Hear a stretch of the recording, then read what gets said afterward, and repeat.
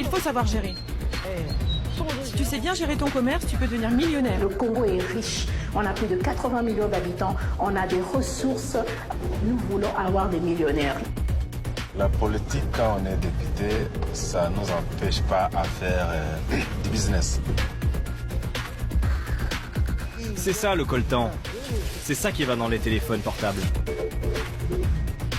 Le barrage va arriver à 830 mètres. Ça va rapporter près de $1 million par mois. Pour le futur de nos affaires, Beaucoup de succès dans votre entreprise.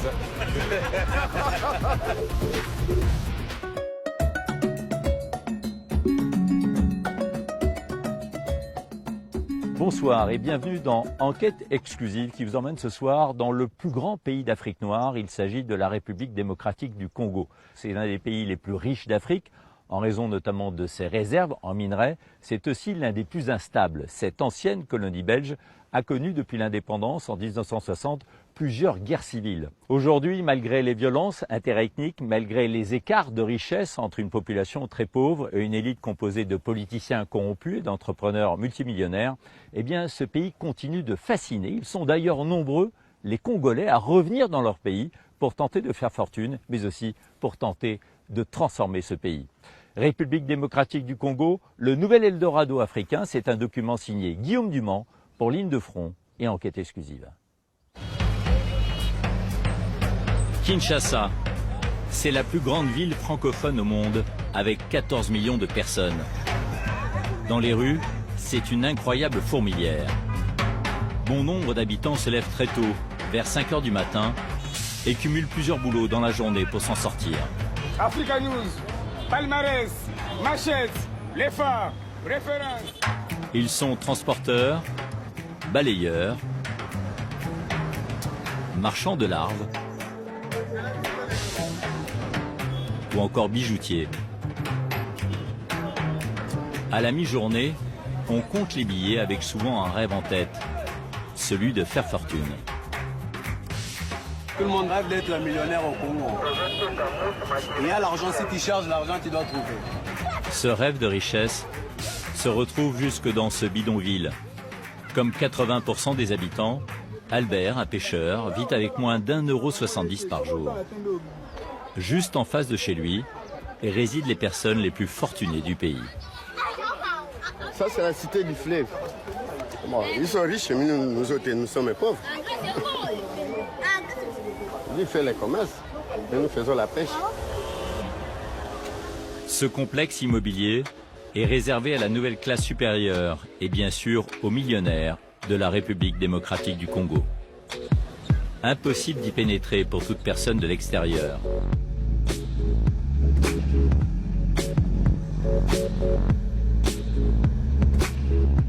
Fally Ipupa fait partie de ces grandes fortunes qui font rêver le pays. Dans mes rêves les plus fous quand j'étais gosse, je n'imaginais pas avoir des voitures, tous ces trucs-là. Je chantais être reconnu à Kinshasa et puis un peu partout en Afrique. Fally Ipupa est le chanteur le plus célèbre de la RDC. Il se produit partout dans le monde avec des stars internationales et il est multimillionnaire. Tu veux faire une photo? Venez. My guy, I love you, man. I love you too. Fally Ipupa, you know what you say. Dans cette cité du fleuve, il vient d'investir plus de 600 000 € pour sa nouvelle maison. Bon, est-ce que les portes sont ouvertes? Vas-y, ouvre-les. J'aime beaucoup être ici, surtout les dimanches. C'est reposant, vous voyez. Comme je suis un amoureux de notre fleuve, je viens souvent ici avec des amis, avec la famille. Donc j'ai décidé de rassembler quelques briques ici. Quelques briques pour une villa au style californien. Une construction qui détonne en République démocratique du Congo, le 8e pays le plus pauvre au monde. Ses voisins sont avocats, financiers ou entrepreneurs, ayant fait fortune dans les matières premières que le monde entier s'arrache. Le sous-sol de la RDC regorge de richesses et cela booste l'économie. Ils sont richissimes, pourraient vivre à Londres ou Miami, mais ils ont choisi de rester ici.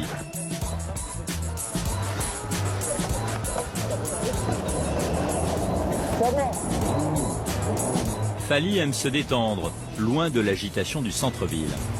Le fleuve Congo l'un des plus grands au monde, et sa cour de récréation.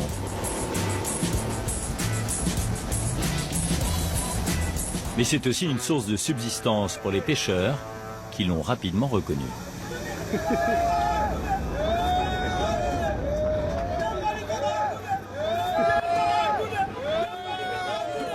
Ils disent que c'est mes frères, ils veulent un petit rien. Je suis obligé de donner. Donne-leur 50 $. Fally charge un employé du port de distribuer quelques billets. C'est beaucoup, c'est beaucoup. On a crié Fally, Fally, et il nous a donné 50 $ qu'on va se partager à nous 6. L'équivalent de 7 € par pêcheur, cela représente une semaine de travail. C'est des gens qui n'ont pas de même problème que nous. Tu vois, ça veut dire qu'ils travaillent même le dimanche. Et si on peut toujours et donner un petit rien pour ne serait-ce que ramener un petit truc à la maison pour ses enfants, c'est toujours. Je le fais toujours avec un bon cœur. Comme Fally Ipupa, il y aurait déjà 600 millionnaires en RDC.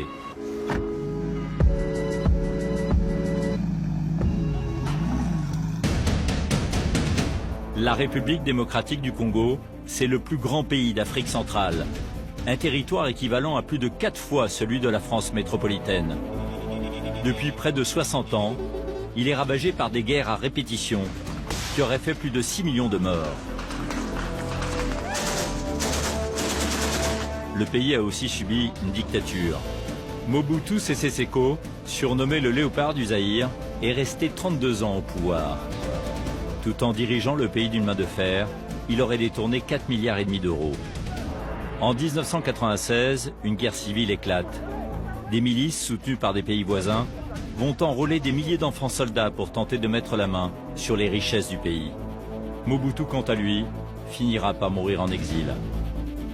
Autre président emblématique au début des années 2000, Joseph Kabila. Il aurait accumulé plus de 13 milliards d'euros durant ses 18 années de présidence. Il a rendu le pouvoir en janvier 2019. Aujourd'hui, dans cet immense pays, des régions entières sont encore instables. Tout reste à construire. Et dans ce chaos, certains hommes d'affaires font fortune. Au Congo, le matin, tu peux te réveiller pauvre. Le lendemain, tu deviens riche parce que tu as travaillé. Eric a un projet très important au bout de cette route extrêmement dangereuse. Ériger un immense barrage pour alimenter la population en électricité. Ça va rapporter près de 1 million $ par mois. À l'est du pays, la région des Grands Lacs est l'une des zones les plus belles mais aussi les plus dangereuses d'Afrique. En guerre presque permanente depuis plus de 20 ans. Robert, ancien chef rebelle, est devenu businessman.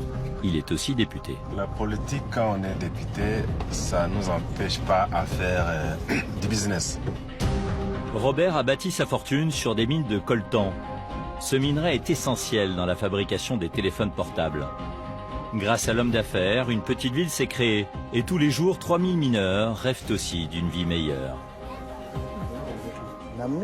Quand je vois cette voiture, je me dis que je pourrais en avoir une comme ça un jour, si Dieu m'en donne les moyens. La richesse du sous-sol de la RDC fait bondir l'économie. Une classe supérieure émerge et à Kinshasa, la capitale, de nouveaux produits apparaissent. Ce jus d'orange, il coûte à peu près 20 €. Mais la majeure partie de la population reste extrêmement pauvre. Démunis, des habitants se réfugient dans la religion. Une aubaine pour certains pasteurs sans scrupules qui sont devenus de véritables stars. Ils vendent des remèdes miracles à prix d'or. Ça guérit beaucoup de maladies. Ça guérit même les sida. Nous avons sillonné l'un des pays les plus chaotiques du continent africain pour comprendre comment ses habitants parviennent à s'en sortir et parfois même à bâtir de grandes fortunes.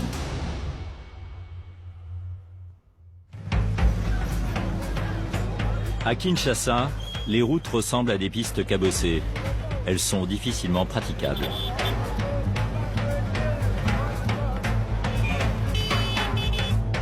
Dans ce grand capharnaüm, une jeune femme joue son avenir. Elle s'appelle Mukembi.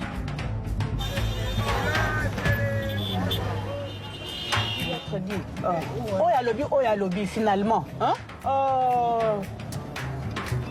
Ce sont des agents de l'ordre. On est censé suivre ce qu'ils disent. Mais alors là, je suis devant 2 agents de l'ordre qui me disent l'une de prendre la gauche, l'autre de prendre la droite. Je suis censé faire quoi? Mukembi est en plein examen. Assis à l'arrière, Arnaud doit évaluer son aptitude à se faufiler dans des bouchons. Et il lui met un peu la pression. Après, vous allez tourner encore, vous ne pouvez pas prendre la droite ici. Vous ne connaissez pas la route apparemment. Tournez à gauche, allez, prenez la gauche, suivez la voiture là. Mukembi postule pour un emploi de chauffeur VTC dans une start-up. L'entreprise a été créée par une femme d'affaires congolaise qui veut faire sortir les femmes de la pauvreté. Signe distinctif, les voitures sont roses. Jusqu'à présent, Mukembi était infirmière. Si elle réussit le test, elle va tripler son salaire pour gagner 250 € par mois. J'ai hâte de commencer mon travail, espérant que ça tienne et que le test soit positif. On fait les tours et puis on rentre au bureau. Pour mettre toutes les chances de son côté, Mukembi joue son rôle de futur chauffeur jusqu'au bout. Mais elle ne saura que dans quelques jours si elle est embauchée. Dans la cour de l'entreprise, il y a déjà une quinzaine de véhicules. La start-up veut créer des prestations haut de gamme à destination d'une classe moyenne et supérieure.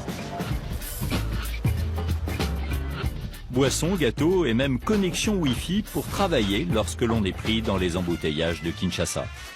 Ouais, c'est forcément ici chez nous, c'est nous qui avons commencé ça. La businesswoman qui souhaite favoriser l'intégration des femmes, c'est Patricia. Après des études en Afrique du Sud, elle est revenue en République démocratique du Congo. Avec l'aide d'investisseurs, elle a créé sa société de VTC. Elle soutient aussi de jeunes entreprises lancées par des femmes.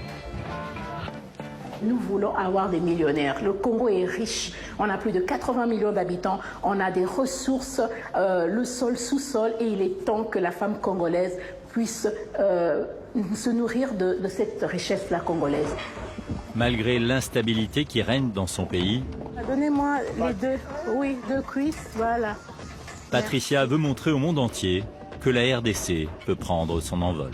Le Congo ne peut pas se résumer au viol, aux guerres. Non, il y a des jeunes et des jeunes gens, de jeunes femmes comme nous qui essayent par leur façon de faire avancer les choses. Et donc, c'est inapproprié qu'on puisse juste résumer la RDC. Non, les choses ne marchent pas, les choses n'évoluent pas. Non, c'est cette nouvelle génération qui va faire émerger le pays. Tout comme Patricia et ses amis qui misent sur l'avenir de leur pays, de nombreux Congolais reviennent travailler et investir en RDC après des années d'expatriation, notamment en Europe ou aux États-Unis. Ces repatres, comme on les appelle, vivent dans des quartiers sécurisés où ils retrouvent tout le confort auquel ils étaient habitués à l'étranger.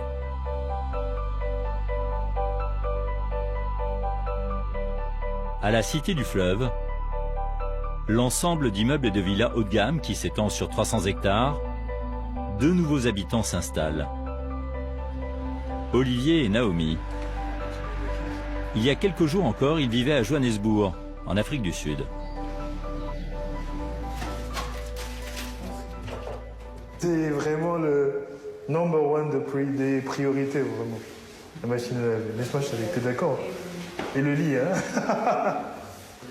Olivier et Naomi travaillent dans la finance. Ils ont décidé de rentrer dans leur pays, car il y a de nouvelles opportunités professionnelles et des résidences de luxe comme celle-ci.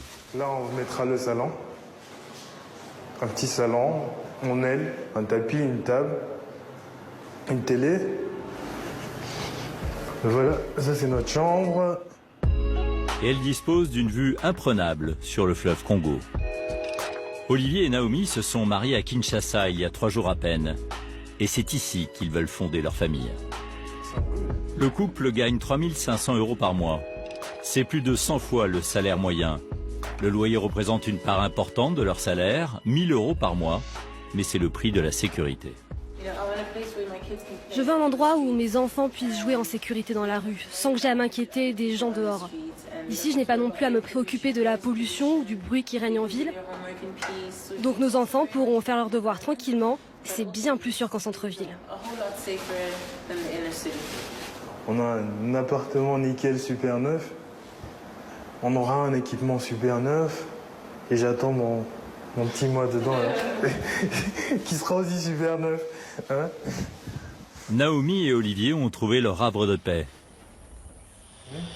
C'est le début de notre nouvelle vie. La demande ne cesse d'augmenter pour venir habiter cette nouvelle résidence. À terme, la cité du fleuve de Kinshasa devrait se composer de plus de 2000 logements, dont la future maison du chanteur Fally Ipupa. Nous le retrouvons dans une grande maison qu'il a louée non loin de là pour servir de décor à son nouveau clip.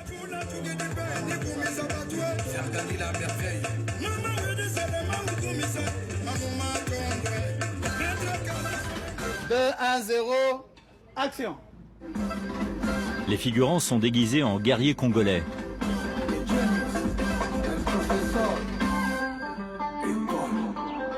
Pour Fally, l'enregistrement se passe bien, mais très rapidement la musique s'arrête. Le quartier est victime d'une coupure générale d'électricité. Il n'y a pas le courant, on est en train de débrouiller comment on peut faire ici. Fally et toute l'équipe sont au chômage technique. Finalement, un technicien réussit à mettre la main sur un groupe électrogène. Mais celui-ci va très vite rendre l'âme. Fally est désespéré, même s'il est habitué à ce genre de déconvenue.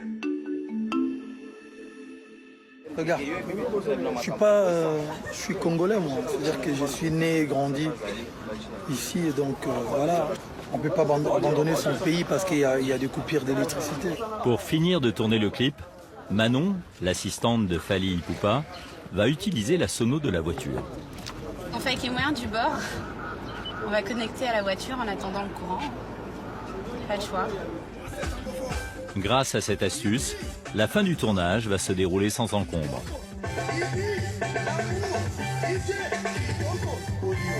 En une vingtaine d'années de carrière, Fally a gagné plusieurs millions d'euros. Une belle réussite qui n'est pourtant pas une exception dans ce pays.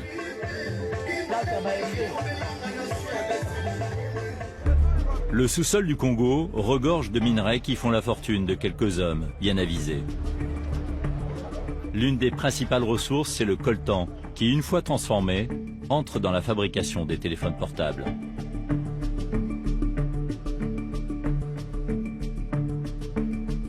Les mines se trouvent dans la région des Grands Lacs, dans l'est du pays, à la frontière avec le Rwanda. À Goma, le chef-lieu du Nord Kivu, les conflits font rage depuis plus de 20 ans. Des groupes armés tentent de s'accaparer les richesses du sous-sol. Pour maintenir un semblant de paix dans la région, l'ONU y déploie en permanence 16 000 casques bleus. La région est très pauvre, traumatisée par les rébellions successives et les massacres. Ceux qui ont fait fortune, notamment dans les matières premières, ont leur maison autour du somptueux lac Kivu. Un des hommes d'affaires les plus importants de la région habite cette gigantesque villa. Mirador, forte présence policière à l'entrée, c'est une véritable forteresse. Son propriétaire pèse plusieurs dizaines de millions d'euros. Oui quoi, ça va? François? Oui monsieur. Robert Seninga est le roi des mines de coltan. Il a eu une vie mouvementée. Auparavant, il a été chef rebelle. Aujourd'hui, homme d'affaires, il est aussi député de Massissi, une circonscription proche de Goma. La politique, quand on est député, ça ne nous empêche pas à faire du business. Il reconnaît même que ses mandats l'ont aidé à devenir propriétaire de mines. Robert Seninga est aussi le président de l'une des plus importantes coopératives qui extrait le coltan dans cette région. L'homme est toujours escorté par des gardes armés, car il reçoit régulièrement des menaces.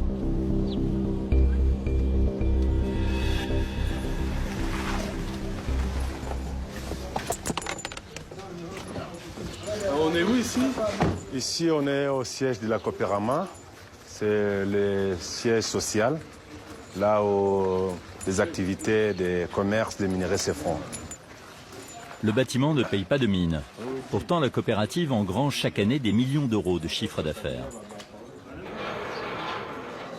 Ça va? Robert Seninga vient faire le point sur la production de coltan des derniers jours. Les 6, on a reçu 4 tonnes, 668 kilos au total. Et les chiffres sont plutôt bons. 217 kilos. On nage dans les 40 tonnes. Et ça fait combien en revenus, tout ça? Le kilo, c'est 42 à 45 $ le kilo. Vous avez les chiffres? Vous avez les chiffres. Vous avez les chiffres avec vous. Oh. Voilà. Robert Seninga préfère rester discret.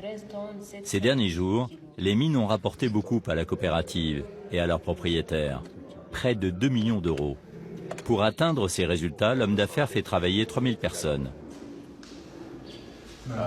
Il prétend être un patron irréprochable.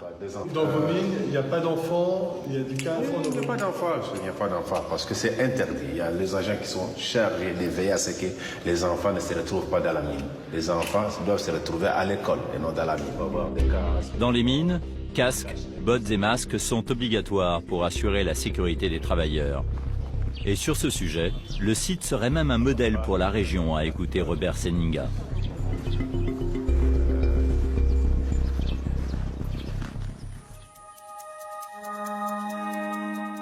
Les mines en question sont situées à 60 km de Goma, dans une région sublime du Nord Kivu, avec ses collines et ses pâturages à perte de vue.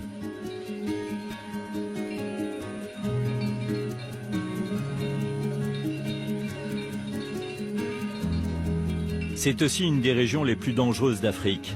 Elle est en guerre depuis 25 ans.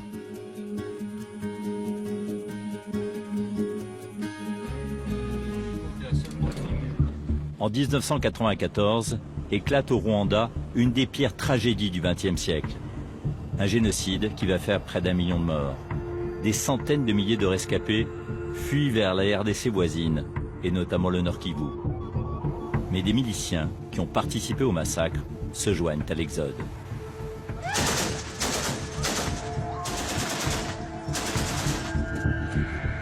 Depuis, cette région à l'est de la RDC est une véritable poudrière. Des dizaines de groupes rebelles s'affrontent. Ils tentent notamment de s'accaparer une partie des richesses du sous-sol congolais. Pour nous rendre dans les mines de Robert Seninga, nous sommes accompagnés de Landry, son ingénieur en chef. Seninga, c'est le Moïse, le sauveur de la communauté locale de Massissi. Parce que grâce à M. Robert Seninga, les activités et la vie se passent normalement. Pourtant, peu de choses semblent avoir évolué ces dernières années dans la région. La route est dans un état déplorable. Chaque jour, la population risque sa vie pour aller travailler.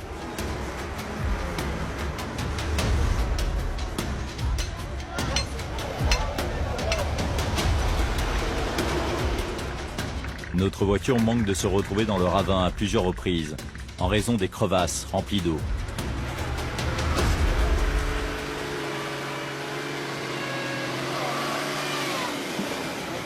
Ça s'est joué à quelques secondes près. Non, sinon on allait se retrouver, après quelques secondes on allait se retrouver dans cette rivière-là. Et là on serait foutus.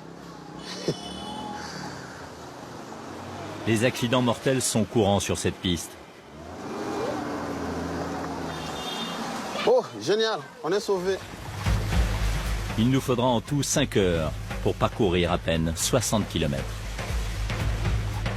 On arrive. Nous voici à Roubaïa, près du site minier. Une ville champignon sortie de terre en quelques années seulement. Aujourd'hui, 100 000 personnes vivraient ici presque coupées du monde extérieur. La vie s'est organisée, vaille que vaille. Atelier de couture, salon de coiffure et même de quoi transformer son intérieur en véritable discothèque.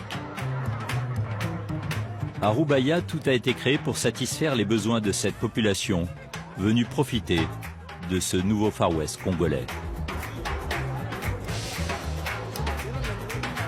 Le visage de Robert Seninga s'affiche en bonne place. C'est un homme qui rend tous les rêves possibles, selon Landry, son fidèle lieutenant.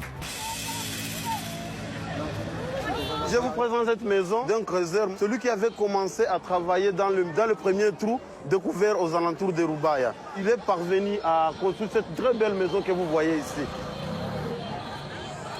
Le miracle économique serait en marche.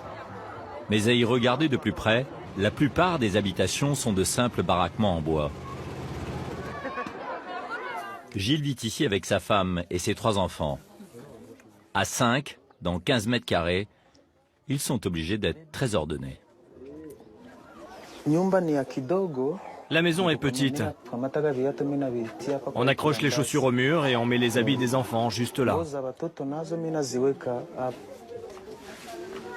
Dans l'autre pièce, il y a la cuisine collée au lit familial. Le lit est tout petit. On dort là et ma femme fait la cuisine ici. Le couple s'est installé là il y a 5 ans, lorsque Gilles a voulu faire fortune dans les mines.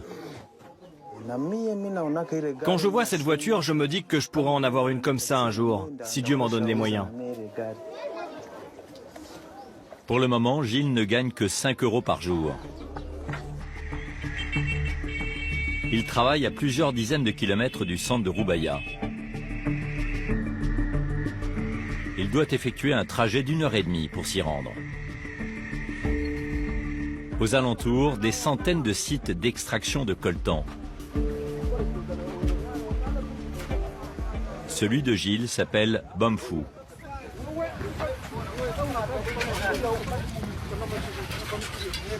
Au quotidien, il filtre le coltan mélangé au sable qui est extrait de la mine.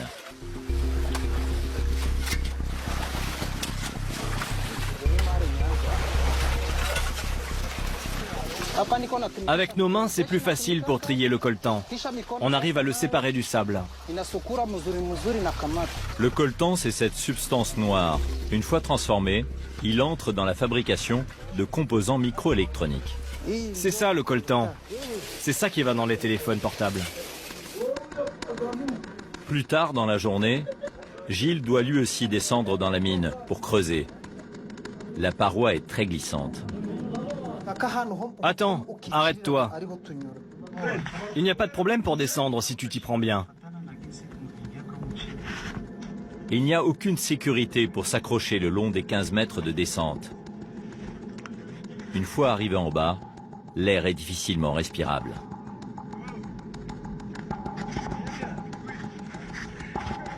Des tonnes de sable ont déjà été évacuées, laissant place à différentes galeries. Il n'y a aucune structure pour les sécuriser. Le risque d'éboulement est très élevé. Gilles extrait le coltan à la seule force de ses bras.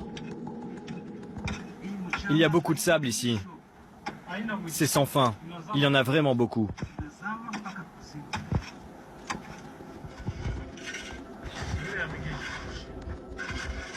La priorité est donnée à l'extraction, jamais à la sécurité.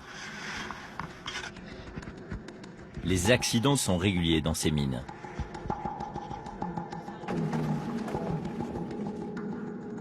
C'est très dangereux quand même d'être ici. C'est friable, mais c'est au toit. Mais Landry, notre guide, ne voit pas le problème. Dans le mines de Roubaïa et partout où nous travaillons, il y a des cas où on enregistre des morts, des cas où on n'enregistre pas des morts, et quand des glissements de terrain, il y a toujours avoir des morts. Imagine si c'est s'engouffler vers nous comme ça. On sera asphyxié, il y aura ceux qui peuvent résister et d'autres qui ne peuvent pas être résistés. Il n'y a pas de chiffre officiel, mais régulièrement des ouvriers perdent la vie en extrayant le coltan. À la sortie, nous nous apercevons que parmi les mineurs, certains paraissent très jeunes. Landry semble embarrassé. Tu as quel âge? Il a 20 ans d'âge. Il a 20 ans? Oui. 20 ans. Non, il a 20 ans, vous le voyez.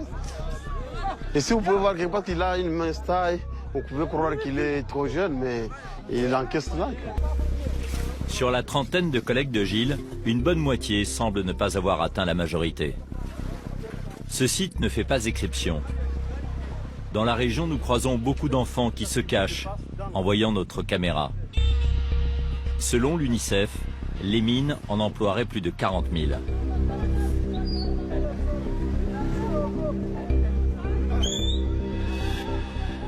Ce minerai qui crée des fortunes, vole la jeunesse de ses enfants et sème parfois la mort.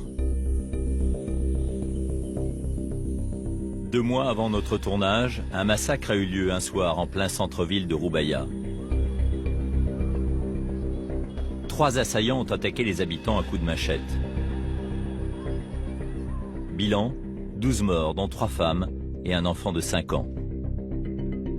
Sans doute un règlement de compte lié au marché noir du coltan qui gangrène la région. La revente clandestine est pratiquée à tous les niveaux, du simple mineur aux responsables de sites. Une grande partie de la production est vendue illégalement pour ne payer aucune taxe au gouvernement congolais. À Goma, nous nous faisons passer pour des commerçants désireux d'acheter du coltan de contrebande. Nous avons pris rendez-vous avec des trafiquants. Vous voulez une tonne, 2 tonnes, 3 tonnes? C'est un peu ça fait un problème.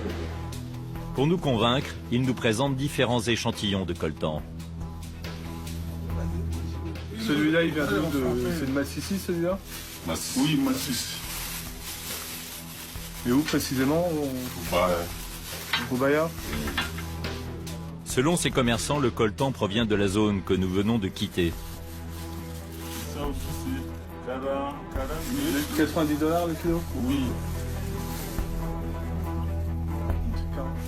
Ce coltan est libre de toute taxe. À ce prix-là, les trafiquants se chargent de livrer la marchandise de l'autre côté de la frontière, au Rwanda. Ce pays est régulièrement accusé de stimuler sa croissance économique grâce aux minerais de contrebande en provenance de la RDC. Ce pillage se fait avec la complicité de militaires congolais, comme cet homme qui laisse passer les convois. Est-ce que vous envoyez tous les jours du coltan passer? Il y a des jours où ça peut passer 2, 3 tonnes, voire même, on peut aller même jusqu'à 10 tonnes par jour. Comme tous les fonctionnaires congolais, ce militaire touche un petit salaire. $le mois. Avec le coltan, je peux facilement gagner $1000 par jour. Donc tout le monde le fait? Oui. Si je trouve par exemple des trafiquants qui viennent me proposer voici $500 ou $1000, là c'est clair, je ne peux pas refuser. Moi qui gagne $80 le mois, quand je trouve $1000 en un seul jour, c'est facile. La RDC est l'un des 20 États les plus corrompus de la planète. Au total, la corruption ferait perdre 13 milliards d'euros à l'État congolais chaque année. Malgré tous ces trafics, le secteur minier est une locomotive pour la RDC. Grâce à lui, le pays a connu une croissance de près de 6% en 2018. La vitrine de cette réussite économique se trouve à Kinshasa, la capitale, autour du boulevard du 30 juin. 30 juin 1960, c'est la date de l'indépendance accordée après presque un siècle de domination belge. C'est dans ce quartier des affaires que nous retrouvons Olivier, le jeune banquier qui a emménagé à la Cité du Fleuve il y a quelques semaines avec sa femme Naomi. Un cheesecake? Oui, j'adore ça. Ouais, j'aime bien aussi. Ou alors la tarte aux pommes? Quand j'étais enfant, ça n'existait pas encore ça. Ces pâtisseries coûtent dans les 4 € pièce, le même prix qu'en France. Un luxe à Kinshasa. Mais ça fait $27,70. 25 €, c'est presque le salaire moyen dans le pays. Mais cela ne semble pas déranger Olivier. C'est pas cher, ça va. Même si les cadres aux revenus confortables ne représentent encore qu'une infime partie de la population, petit à petit, de nouveaux commerces arrivent en centre-ville. Il faut satisfaire cette clientèle au mode de vie occidental. Non, c'est pas celui qu'on utilise d'habitude. Ce supermarché a adapté son offre en rayon. Des capsules de café aux fromages européens en passant par les céréales, on retrouve tout ce qui se vend dans les pays riches. Ok, c'est bon? On a tout ce qu'il faut? Il manque du jus. Le jus. Mais pour ces produits importés, les prix sont exorbitants. 31 000. Et c'est combien en dollars? Ça fait dans les $20. C'est trop cher. Enfin, je ne peux pas parler pour tout le monde, mais 20 $, c'est quand même trop cher pour un jus d'orange. Je ne dépenserai pas autant d'argent pour un jus. La plupart des produits importés sont très chers. Pour un lot de 4 yaourts, il faut compter presque 9 €. La boîte de céréales est à 11 €, soit 3 fois plus cher qu'en France. Le problème, c'est que les gens, dès qu'on parle du Congo, ils pensent à la guerre, ils croient qu'on vit dans la jungle et qu'on est toujours sous-développé. Ce type de supermarché en centre-ville séduit de plus en plus les clients aux revenus très confortables et qui ont vécu à l'étranger, comme Olivier et Naomi. Honnêtement, je ne peux même pas m'imaginer aller au marché dans la rue ici. C'est la première chose à laquelle j'ai pensé quand on a déménagé, c'est « Oh mon Dieu, je vais devoir aller au marché, acheter des trucs comme ça ». Enfin, vous voyez, si ces magasins n'existaient pas, je ne sais même pas si on mangerait. Naomi fait attention à son équilibre alimentaire, car elle est enceinte. Ce sera un garçon et l'accouchement est prévu dans 3 mois. C'est un petit garçon. Je suis un peu stressée, mais heureuse en même temps. Bon, c'est normal, comme tous les jeunes parents, on n'a jamais élevé d'enfants. C'est le scénario parfait pour le couple qui a eu le temps de s'installer. Chérie, la table est prête? Je pense qu'on est bon.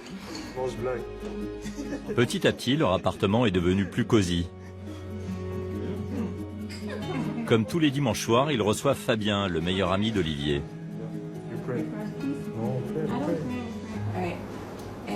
Notre Père qui êtes aux cieux, merci pour ce repas. Un repas qui est aussi l'occasion d'envisager l'avenir de leur futur enfant, sans doute en République démocratique du Congo. S'il veut devenir médecin aujourd'hui, on a les moyens pour lui payer des études de médecine. S'il veut devenir sportif, on a assez de moyens pour le mettre dans une académie et faire du football, du basket. Moi, je veux qu'il soit entrepreneur. Pourquoi? Parce que je veux qu'il soit son propre patron. Je ne veux pas qu'il passe sa vie à travailler pour quelqu'un d'autre. Entrepreneur, un statut qui fait rêver les jeunes Congolais. Les besoins sont immenses et les réussites tout autant. Ce soir, à Kinshasa, l'un d'entre eux fait un gros contrat. Il s'appelle Eric Monga. Ce chef d'entreprise est aussi à la tête d'une organisation patronale. On porte un toast pour le futur de nos affaires. Beaucoup de succès dans vos entreprises. Les amis d'Eric dégustent les meilleurs champagnes. Il fait une bonne nouvelle. L'homme d'affaires revient tout juste de Floride, aux États-Unis, où il a rencontré des investisseurs. Il est en passe de les convaincre de financer son projet un peu fou, qui va coûter la bagatelle de 265 millions d'euros. Il a négocié un contrat qui a abouti, que je ne peux pas dévoiler ici. Ça vaut la peine de prendre quand même un verre de champagne par rapport au contrat que notre ami vient de négocier. Eric veut construire ce qui sera l'un des plus gros barrages de la RDC. Aujourd'hui, moins de 2 Congolais sur 10 sont raccordés au réseau électrique. Avec ce nouvel ouvrage, Eric espère combler une partie de ce retard. Chaque fois que nous sommes devant un problème, il y a une opportunité d'affaires qui vient derrière. La population doit manger, la population doit se vêtir et nous, pour l'instant, nous voulons donner l'année prochaine l'électricité à la population. À terme, Eric va améliorer les conditions de vie d'une partie des 81 millions de ses concitoyens.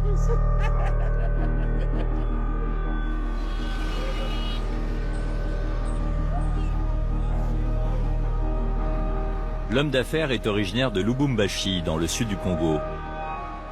Il y a fait fortune dans l'analyse des minerais. L'entrepreneur part aujourd'hui en expédition sur le site de son futur barrage. Hé, Isaac, on va y aller. Il se trouve à 350 km de là. Eric a l'intention de vérifier le débit de la rivière.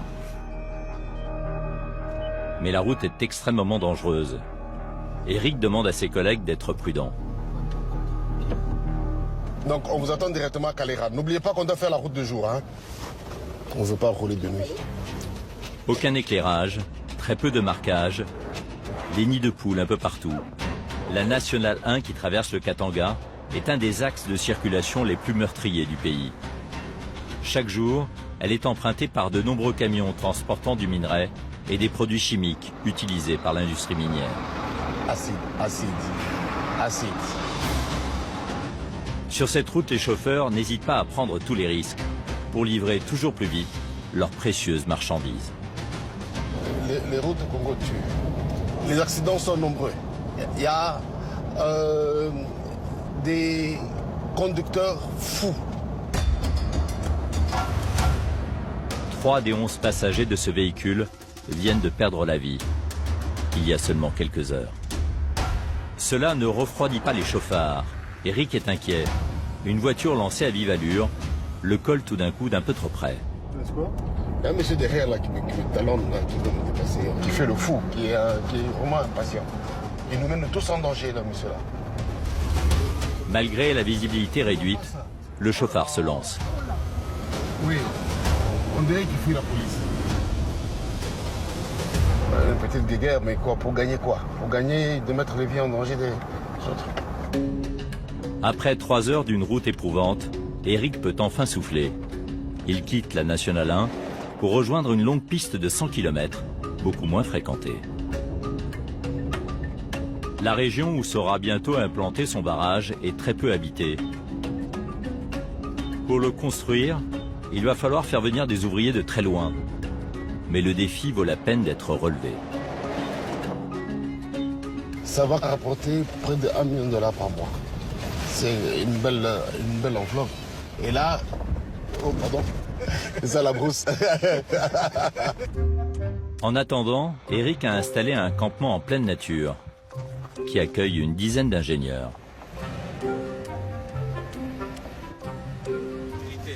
Vous allez bien ici? Oui, très bien, merci. Bienvenue. Ça va? Bonjour. Bon deal.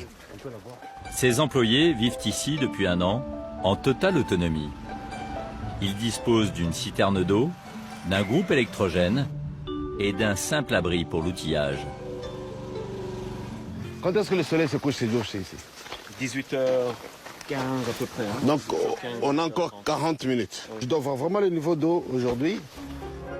Malgré la fatigue du voyage, l'homme d'affaires ne perd pas de temps. Il conduit son équipe au bord de la rivière, l'Oufira. C'est elle qui va alimenter le barrage.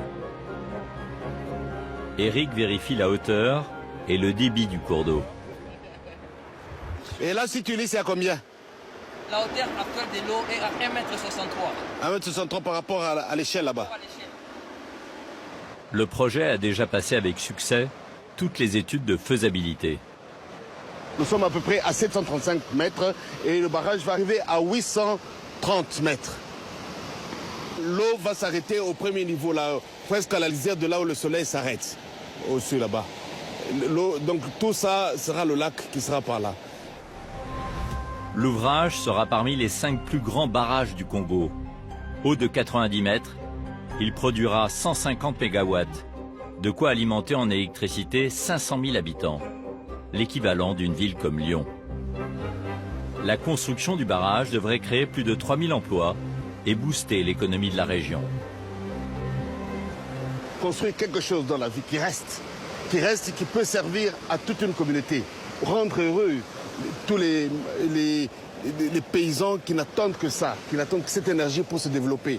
Plusieurs investisseurs sérieux, notamment américains, ont confirmé leur intérêt pour ce projet. Eric espère réunir d'ici 3 ans les 265 millions d'euros nécessaires. De retour au campement, il a une petite surprise pour son équipe. Un proverbe ici qui dit « Kutoma ne kwambaoula ». Ça veut dire « buvez et parlez ». Il a demandé à son cuisinier de préparer un repas de fête à base de plats traditionnels.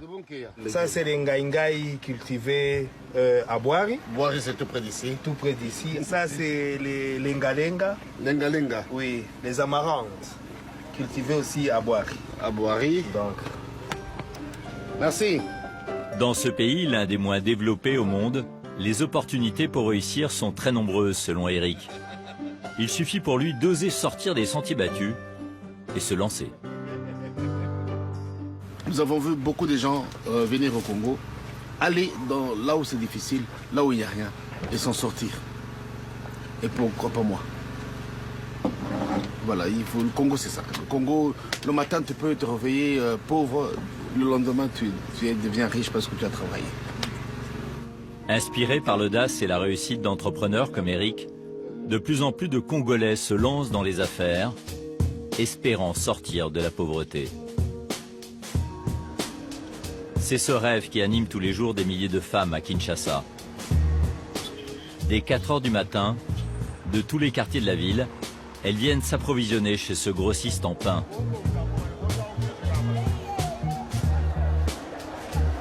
Elles achètent de quoi faire leur petit commerce de la journée. Marie vient ici tous les matins pour la fournée de 6 heures. Je vais prendre 2 bacs. Marie est veuve depuis 6 mois. Elle a donc la lourde responsabilité de ramener seule de quoi nourrir sa famille. Attends, tiens-moi ça, s'il te plaît. Pour moi, ce n'est pas très lourd. Je suis habituée à porter tout ça. C'est mon travail. Marie porte sur la tête plus de 15 kilos de marchandises. Comme chaque jour, elle installe son stand à un endroit stratégique qui lui permet d'avoir de nombreux clients. Donne-moi un gâteau. Il a combien? Le cake est à 300 francs. Ok, j'en prends un. Je vais t'en donner 2. Je t'en donne 2 parce que tu as un peu maigri. Merci beaucoup. Je viens acheter le pain chez Marie parce que je passe toujours par ici. J'aime bien, c'est propre et elle prend bien soin de son stand. Grâce à son sourire et sa gentillesse, Marie parvient à attirer beaucoup de monde. C'est une bonne journée. Ça va, c'est bien. Marie gagne 60 € par jour grâce à cette petite échoppe. Elle croit en son activité et songe à ouvrir d'autres stands comme celui-ci. Elle se prend même à rêver de faire fortune. Il faut savoir gérer. Si tu sais bien gérer ton commerce, tu peux devenir millionnaire. Si tu ne sais pas le gérer, tu ne pourras jamais devenir millionnaire. Il faut être malin, réfléchir et bien gérer son commerce. Mais le chemin est encore long car la recette nette d'une journée de travail pour Marie n'est que de 18 €. Et un tiers de cette somme est consacré à la location de son appartement. Une modeste pension avec cuisine sur le palier. Ça, c'est le fond-bois. Je mets du beurre de cacahuète, après de l'ail, du piment, des oignons et du poisson. À l'intérieur, une pièce unique qui fait office de chambre et de salon pour Marie et sa fille. Sarah est la cadette de ses 5 enfants. Ça, c'est Déborah et Israël. C'est le jour où Israël a passé son bac.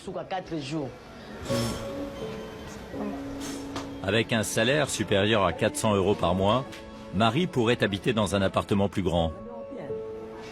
C'est super bon. Mais elle préfère économiser sur son logement pour financer les études de ses enfants. Je dois payer la scolarité de mes enfants toute seule. La même année, j'ai dû payer celle de Déborah et Israël. Tu te rends compte, payer les frais de scolarité de 2 enfants en même temps? Et j'ai encore une fille, Marjorie. Et là, je vais commencer à payer aussi pour Josepha et Jordi. Et je suis toute seule. Leur scolarité lui coûte 30 € par mois. De quoi leur donner les bonnes armes pour nourrir eux aussi des rêves de réussite.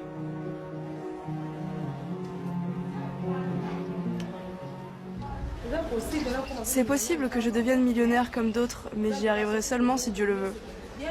S'il m'aide, ça ira. Comme 90% des Congolais, Marie et sa fille Sarah sont chrétiennes. Elles suivent un courant évangélique. La commerçante fréquente un temple 3 fois par semaine. Elle rend grâce à Dieu de l'avoir épargnée de la misère.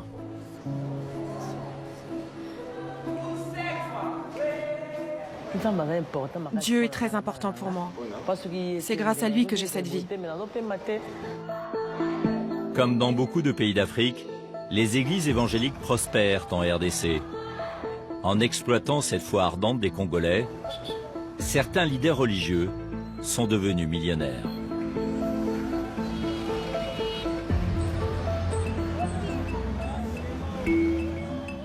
Ce dimanche matin à Kinshasa, toutes les grandes avenues de la ville, habituellement très fréquentées, sont étrangement désertes. Des dizaines de milliers de personnes convergent depuis l'aube vers le plus grand stade de toute l'Afrique centrale.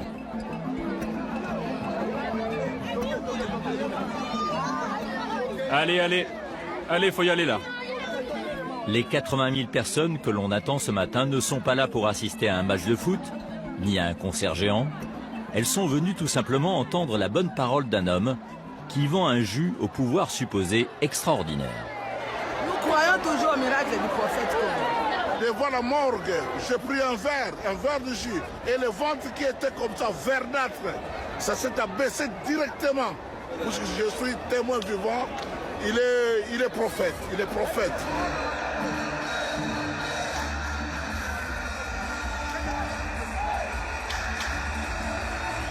Caméraman et photographe, pom-pom girl, policier sur le qui-vive, c'est l'un des événements les plus importants de l'année. Il est d'ailleurs retransmis en direct à la télévision. Et ici, la star que tout le monde attend se fait appeler le prophète. Il habite à quelques kilomètres du stade. Nous allons le retrouver à son domicile, où son escorte est déjà prête, tirée à 4 épingles. Ses gardes du corps sont aussi ses disciples. Le prophète Condé, il est vraiment un homme de Dieu, un envoyé de Dieu.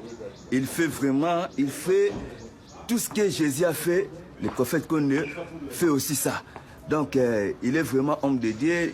C'est notre prophète et c'est Dieu qui nous a envoyés ici dans notre pays. Le prophète Condé, c'est cet homme avec une chemise à fleurs. Dominique, de son prénom, a créé au Congo une église chrétienne. Il revendique 5 millions de fidèles. Un succès qui ferait des jaloux. Dominique Condé prétend recevoir régulièrement des menaces de mort. J'ai subi aussi beaucoup de problèmes, de menaces à mort tout le temps. Des menaces de mort? Oui, même en Angola, il y a des criminels qui sont entrés pour venir m'abattre. Ils sont entrés avec des pistolets. Dans son salon, le prétendu prophète est fier de nous montrer ses dizaines de diplômes. Celui-ci le reconnaît comme étant un scientifique, un savant et un ministre universel, serviteur de la paix. Il aurait reçu aussi des mains de l'ex-président Joseph Kabila la médaille du mérite civique. Il brandit aussi fièrement un curieux diplôme frappé du drapeau européen qui le félicite d'avoir introduit l'usage du jus qui délivre et qui sauve. Vous êtes un docteur? Bon, tout cela, ça peut venir, on peut vous appeler, on peut vous donner beaucoup de titres, mais un jour viendra, on ne saurait plus. Le prophète ne répond pas vraiment à la question, mais ce jus, soi-disant miraculeux, a fait sa fortune et celle de son église. Ses premiers clients, ce sont ses nombreux fidèles. Il est 14 h, Dominique Condé, entouré de ses gardes du corps, bien armés, part pour le stade.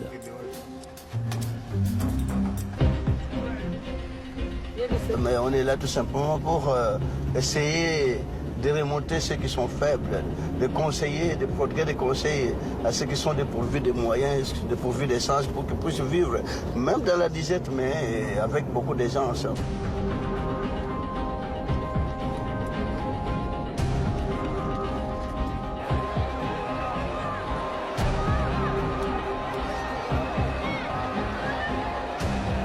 Dès son apparition, l'homme est acclamé par une foule en liesse.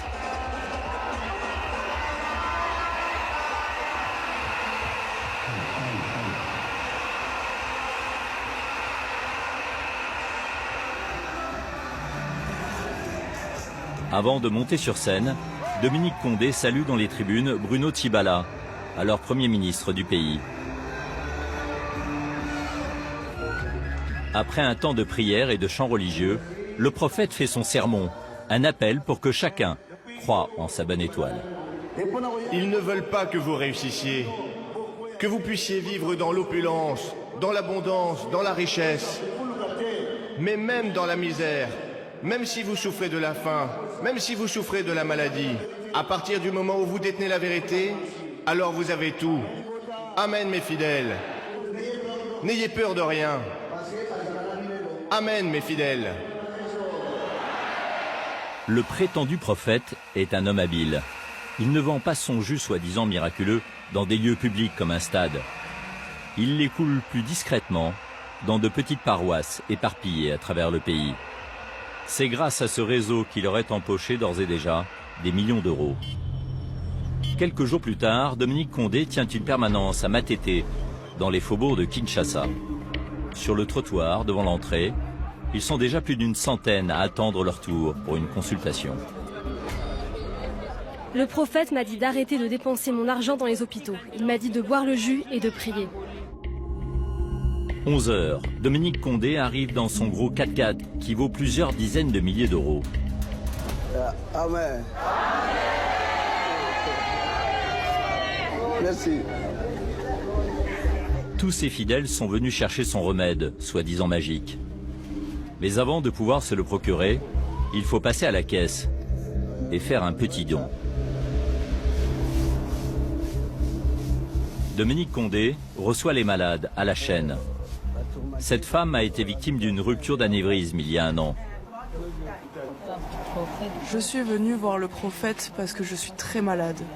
Ça fait des années que je suis malade et là je ne peux même plus marcher.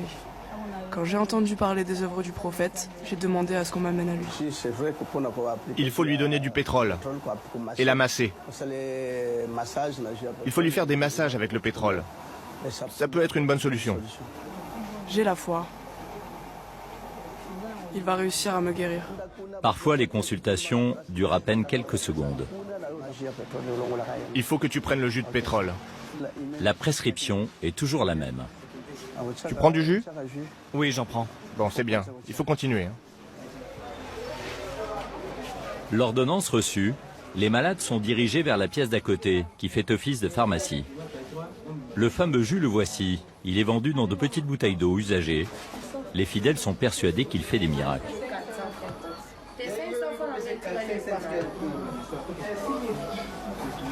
Ça guérit même les sida, même l'estomac, cancer de foie, même cirrhose de foie, donc beaucoup de maladies. J'ai été la maladie des sida, j'ai pesé 14 kilos, mais maintenant j'ai pesé 52 kilos, maladie des sida grâce au J, le prophète qu'on appelle Dominique, la journée. Une affirmation sans aucun fondement scientifique, un message dangereux pour les malades. Les 50 centilitres de jus sont vendus près de 14 €, une somme importante qui représente la moitié du salaire moyen. Du coup, les malades les plus pauvres se partagent les frais. Bon, on peut mélanger quand on a peu de moyens, 2 personnes, 3 personnes par exemple, nous avons mélangé 3 personnes, on va partager. Dans la pièce se dégage une forte odeur d'essence. Il y a du citron, il y a du pétrole, il y a beaucoup de mélanges, vous ne connaissez pas.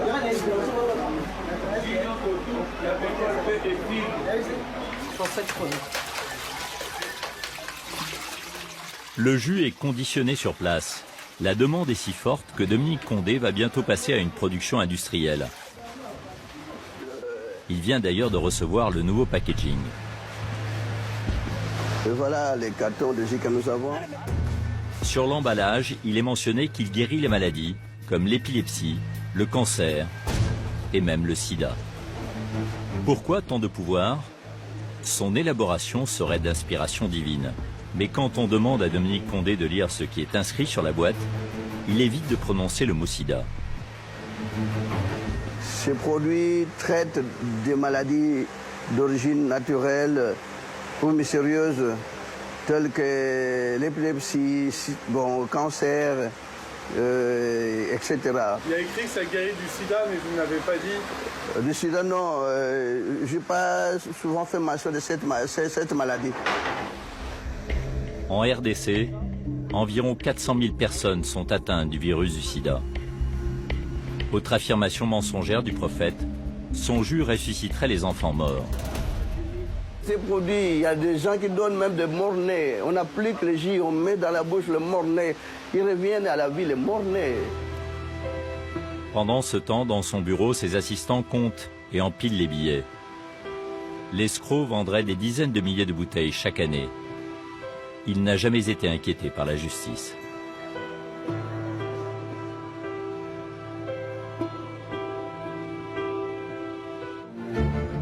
L'autre richesse de la République démocratique du Congo, c'est sa faune exceptionnelle.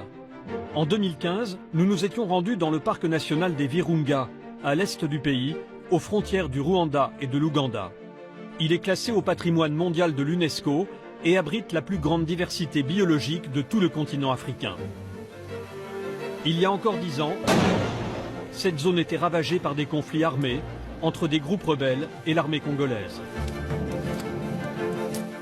Aujourd'hui, le parc est protégé par plus de 600 rangers qui veillent au quotidien sur une population bien particulière et menacée d'extinction, les gorilles des montagnes.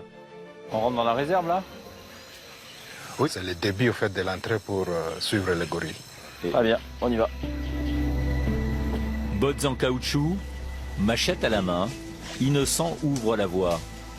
La marche est difficile car nous avançons dans un labyrinthe d'arbres, plein de lianes et de racines qui nous barrent la route. Le territoire des gorilles se trouve à plus de 2500 mètres d'altitude dans les forêts de montagne. Au bout de 3 heures de marche éprouvante, nos efforts sont enfin récompensés. Nous apercevons les premiers signes avant-coureurs de la présence des gorilles.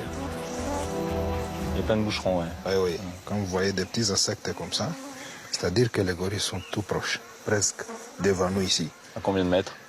Plus ou moins 100 mètres. 100 mètres, donc c'est pour ça qu'il faut parler à voix basse alors. Il faut parler à voix basse. Ouais.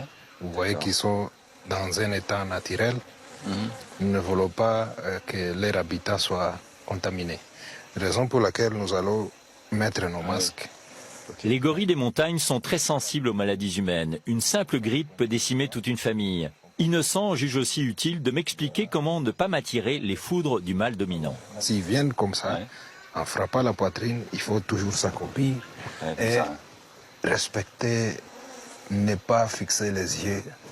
Il faut baisser la tête. Chez les gorilles, il faut baisser la tête. Comme ça. Oui.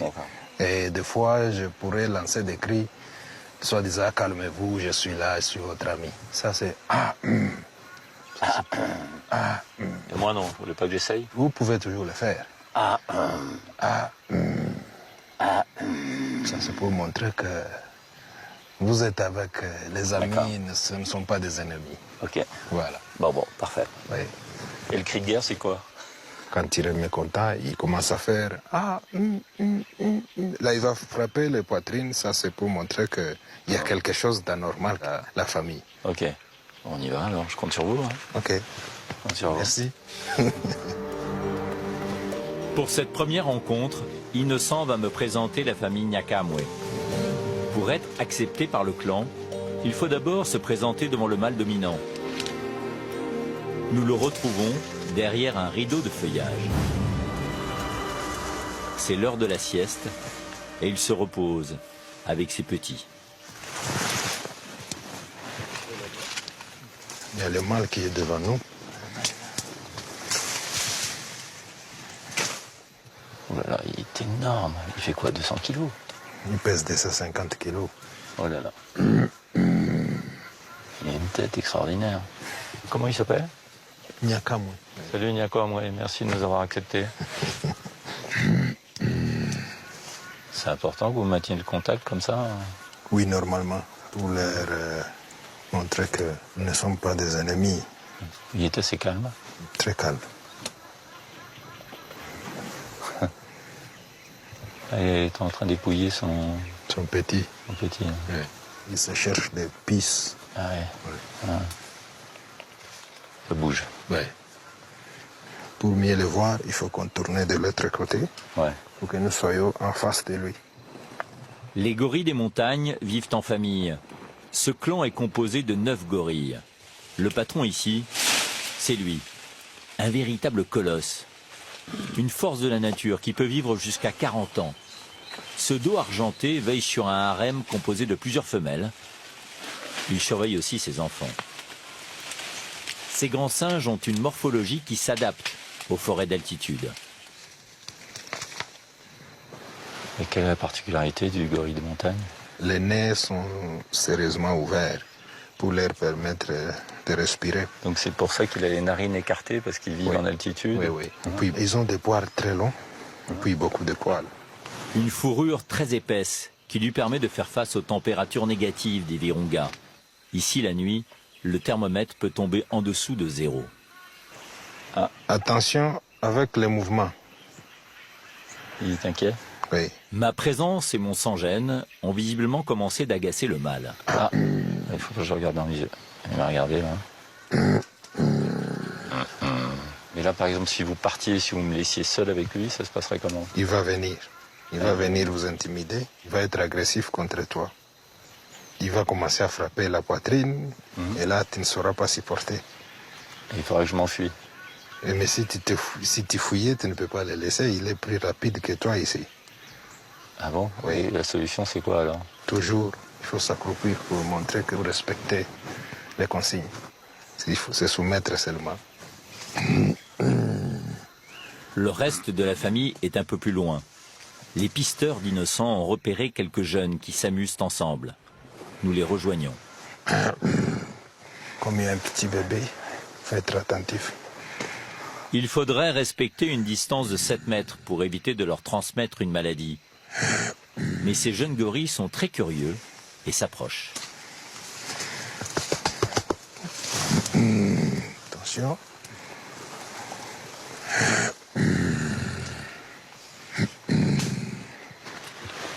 Et là, c'était une menace? C'est juste vous faire peur. Je suis très mal à l'aise. Attention. Il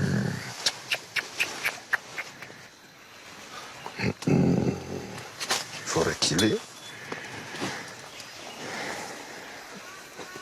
Notre matériel de tournage intrigue les jeunes gorilles. Il se voit dans l'optique là en fait, non? Oui. Il est fasciné, hein? Il est en train de jouer avec le miroir. Oui, oui, oui.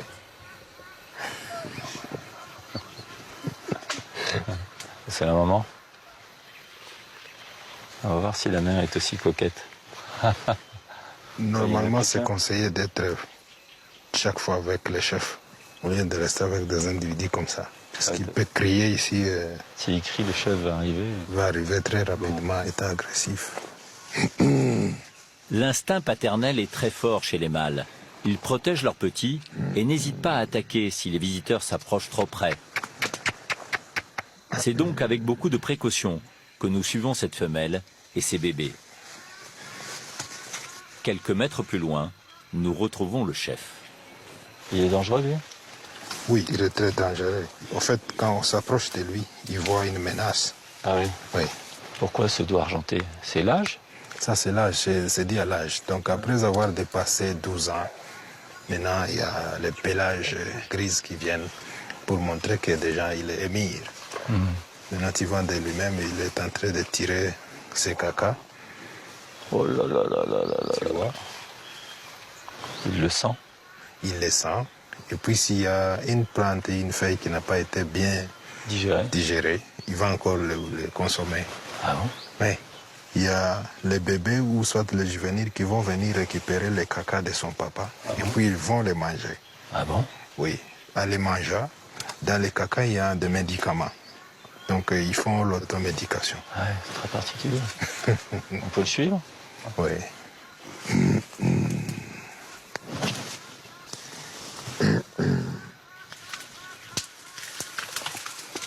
Oh là là là là. Ça, c'est le mâle qui... C'est le mâle qui est en train de déjeuner, en fait, non?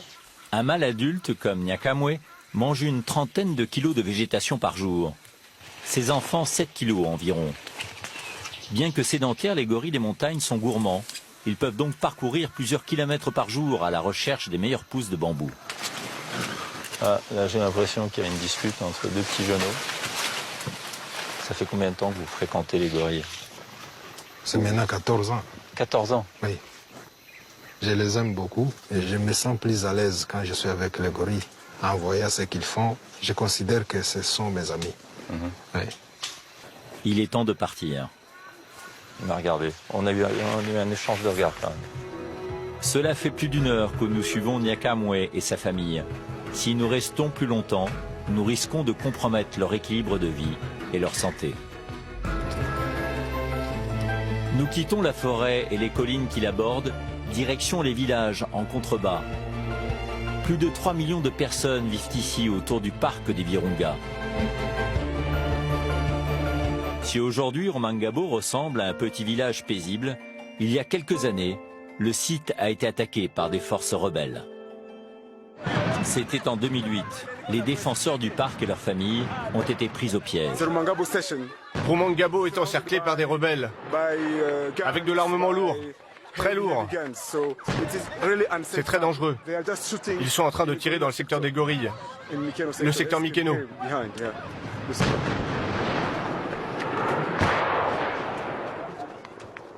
André Boma a connu cette période tragique où ni homme ni bête n'ont été épargnés. Où est-ce que vous nous emmenez maintenant? Nous allons au cimetière des gorilles. Il y en a combien ici qui ont été enterrés? 1, 2, 3, 4, 5, 6. Les gardes leur ont donné une sépulture digne, comme ils le feraient pour des membres de leur famille.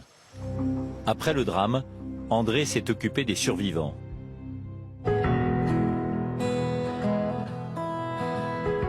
Il les a élevés comme si c'étaient ses propres enfants. André a tissé un lien exceptionnel avec l'un d'entre eux, une femelle qui s'appelle Dakasi. Et chaque fois, il fallait donner des biberons, et il fallait dormir avec elle. Vous dormiez avec elle? Oui, oui, les bébés gorilles ont toujours eu besoin de protection.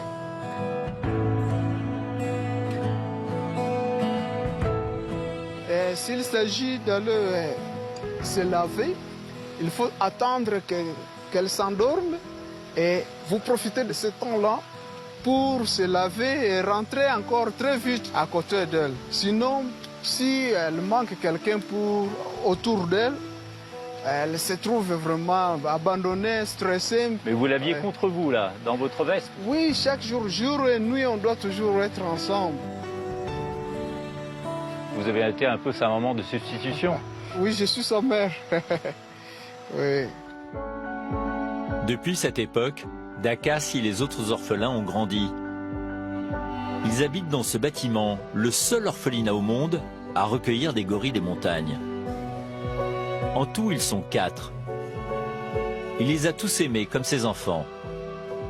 Il est resté très proche de Dakasi, qu'il porte toujours sur son dos. Aujourd'hui, elle a 8 ans. Et elle est capricieuse, comme parfois les ados. Elle vous emmène avec elle, là? Oui, elle veut qu'on se promène ensemble. Elle est possessive? Oui, les gorilles ont une très grande jalousie.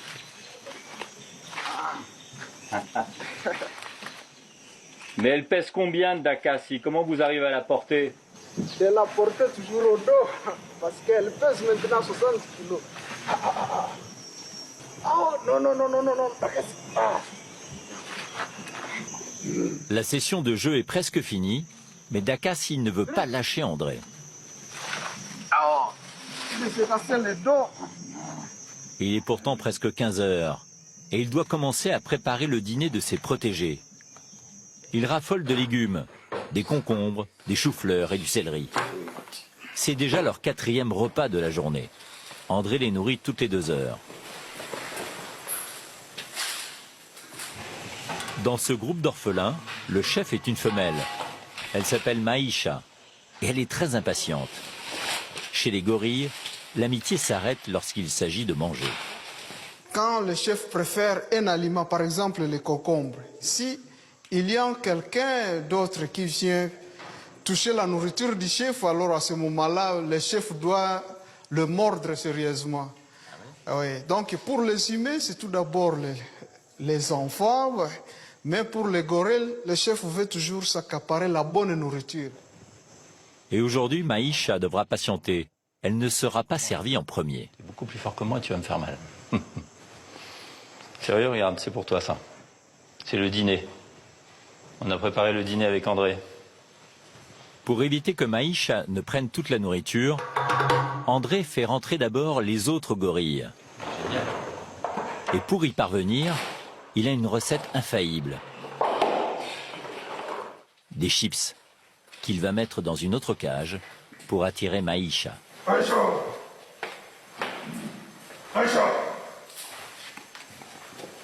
Ils aiment bien les chips en fait. Oui, ils aiment trop les chips parce que là-dedans, il y a du sel. Nous, on l'utilise pour les attirer. On ne peut pas les pousser par force. Il faut mettre des chips dans la cage où vous voulez que le gorille soit. Et l'appât fait son effet. Maïcha rentre dans sa cage. Commence alors un drôle de ballet d'ouverture et de fermeture de trappe. L'objectif est de faire entrer les deux plus jeunes gorilles dans la cage où est disposée la nourriture. Ensuite, c'est au tour de Maïcha et de son protégé Ndézé d'aller se servir.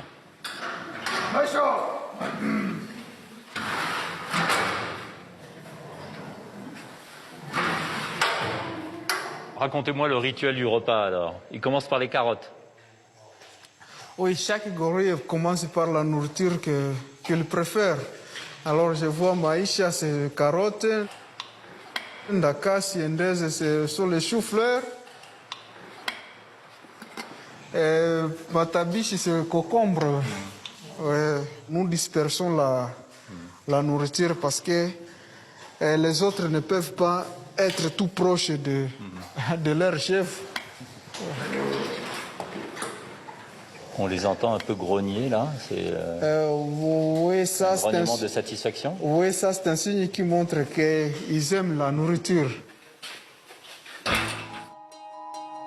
La mission des soigneurs et des rangers est hautement périlleuse.